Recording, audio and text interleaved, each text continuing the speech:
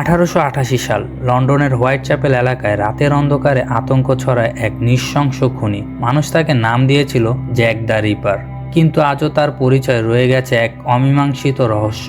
মাত্র কয়েক মাসে 5 জন নারীকে নৃশংসভাবে হত্যা করে পালিয়ে যায় এই খুনি। প্রত্যেক অপরাধ ছিল এত নিখুঁত যেন কোনো পেশাদার শল্য চিকিৎসক এটি করেছে।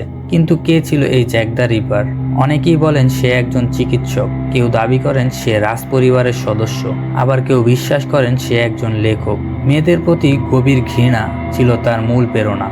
ফ্রম হেল নামের একটি চিঠি যা পুলিশের কাছে আসে। এটি কি খুনিরই লেখা, নাকি মানুষকে বিভ্রান্ত করার জন্য কারো কৌশল? আজকের বিজ্ঞান আর ডিএনএ প্রযুক্তি অনেক অগ্রগতি আনলেও সঠিক প্রমাণের অভাবে জ্যাক দ্য রিপারের পরিচয় এখনো অজানা। জ্যাক দ্য রিপার কি শুধুই এক নাম, নাকি এক মিথ্যা কাহিনী? তার পরিচয় কি কোনোদিন জানা যাবে, নাকি চিরকালই এই নামটি ভয়ার রহস্যের প্রতীক হয়ে থাকবে?